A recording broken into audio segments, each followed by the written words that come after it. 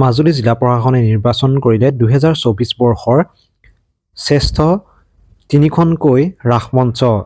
এই বৰ্ষৰ যুটীয়াভাৱে প্ৰথম আৰু দ্বিতীয় পুৰস্কাৰ পাবলৈ সক্ষম হোৱাৰ বাবে সৰ্বমুঠ 5খন ৰাসে 2024 বৰ্ষৰ শ্ৰেষ্ঠতম ৰাসমঞ্চ হিচাপে নিৰ্বাচিত হৈছে। মাজুলী জিলা প্ৰশাসনে 2024 বৰ্ষত ৰাসৰ পৰিষ্কাৰ পৰিচ্ছন্নতা, আধ্যাত্মিকতা, আতিথ্য আৰু শৃংখলাবদ্ধ বিষয়ক লৈ মাজুলী জিলা প্ৰশাসনৰ তৰফৰ পৰা এই 5খনকৈ ৰাস নিৰ্বাচন কৰা হৈছে। এই প্ৰথম স্থানপ্ৰাপ্ত ৰাস সমিতিলৈ বিধায়কৰ তৰফৰ পৰা 50,000 টকা, দ্বিতীয় স্থান লাভ কৰা ৰাস সমিতিলৈ জিলা আয়ুক্তৰ তৰফৰ পৰা 25,000 টকা আৰু তৃতীয় স্থান লাভ কৰা ৰাস সমিতিলৈ 10,000 টকা মাজুলী জিলা আৰক্ষী অধীক্ষকে প্ৰদান কৰে। এই বৰ্ষৰ প্ৰথম স্থান যুটীয়াভাৱে লাভ কৰিছে কৰতিপাৰ মিলন নাট্য সংঘই। তেওঁলোকে লাভ কৰিছে 25,000 টকা আৰু মানপত্ৰ।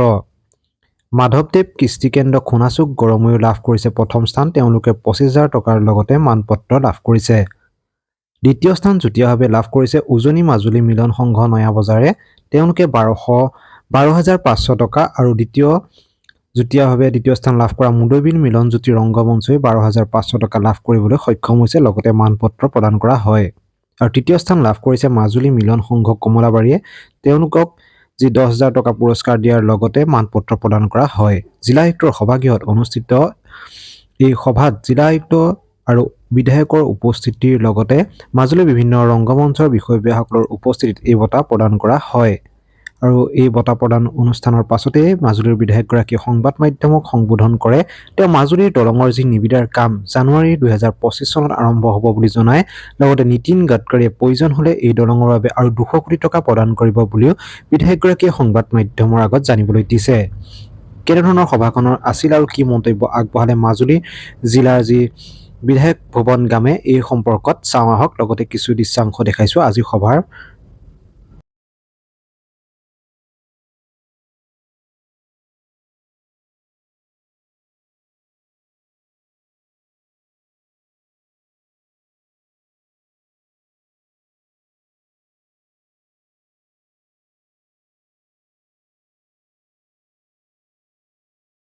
একচুৱেলি আমি ৰাসৰ আগতে ৰাইজক প্ৰতিশ্ৰুতি দিছিলোঁ যে যিসকলে ৰাস এইবাৰ খুব চাফ চিকুণ আৰু নিয়মাৱৰ্ততাবোৰ মানি চলি যিবোৰ ৰাস পাতে এইসকলক আমি পুৰস্কাৰ দিম বুলি কৈছিলোঁ।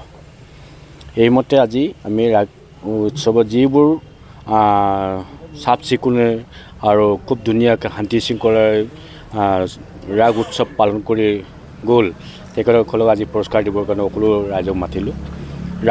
ৰাস কমিটিবিলাকক আজি এইধৰণে ৰাস ফাৰ্ষ্ট ছেকেণ্ড থাৰ্ড এইধৰণে দিয়া হ'ল। আৰু আমি ভৱিষ্যতে কেনেকৈ আৰু সুন্দৰকৈ আমি ৰাস পাতিব পাৰিম এই সম্পৰ্কে আমি লগতে আলোচনা কৰিছোঁ।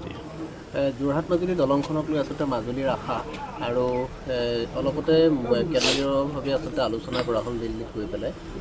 কেইবাটাও কথা আপুনি কৈছে, আচলতে 200 কোটি টকা পুনৰ আচলতে যোগান ধৰাৰ কথা কৈছে আৰু দলংখনৰ জানুৱাৰী মাহৰ পৰা নতুন নিবিদাৰ কথা কৈছে।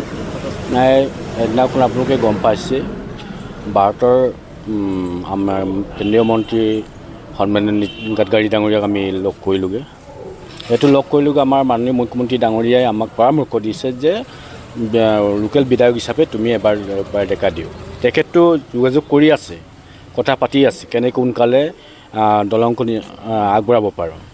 কাৰণ মই গ'লোঁ, সত্ৰ অধিকাৰ জনপ্ৰভু ঈশ্বৰ গ'ল আৰু আমাৰ প্ৰেচিডেণ্ট বীৰেন শইকীয়া গৈছিল। আৰু তাতে MP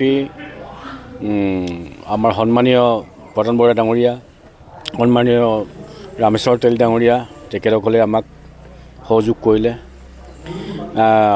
সন্মানীয় গাডকাৰী ডাঙৰীয়াই ইমান ধুনীয়াকৈ আমাক কথা দিছে আৰু তেখেতে কৈছে এই দলঙৰ কাৰণে চিন্তা কৰিব নালাগে, এই দলং হ'বই আৰু মই থকা সময়ত হ'বই, এইটো চিন্তা কৰিব নালাগে। আৰু যদি লাগে মই আৰু 200 কোটি টকা আৰু দিম বুলি কৈছে।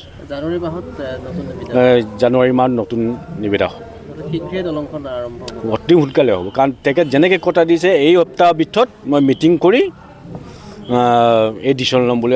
যোৱা 28 তাৰিখতে, যোৱা মাহৰ 28 তাৰিখতে মই দিল্লীৰ পৰা আহিছোঁগৈ। তেতিয়া গোটেই আমাৰ অফিচাৰবিলাকক ইয়াত কমিশ্যনাৰ চিফ ইঞ্জিনিয়াৰ ছেক্ৰেটাৰীক মাতি তেখেতে মিটিং কৰি আগৰ যিটো ইউ পি কনষ্ট্ৰাকশ্যন গ্ৰুপটোক ইহঁতে নিজে চাইনাৰ কৰিবলৈ দিছে, ইহঁতে নিজে চাইনাৰ কৰিছে আৰু এইমতে আমাৰ কাম আৰু আগবাঢ়িব বুলি আমি ক'ব পাৰিছোঁ। অফিচৰ এখন চিঠি মানে এটা ফেচবুক পোষ্ট সামাজিক মাধ্যমযোগে মুখ্যমন্ত্ৰীয়ে যিটো জনাইছে সেইটো মতে আচলতে এতিয়াও অনিশ্চয়তাত আছে গোটেই দলঙৰ বিষয়টো। কোনো অনিশ্চয়তা নাই। এদিনাখন মই নিজে কিবা কথা পাতি আহিছোঁ আৰু যেনেকৈ কথা দিছে এইমতে তেখেতে মিটিং পাতি ডিচিশ্যন লৈছে।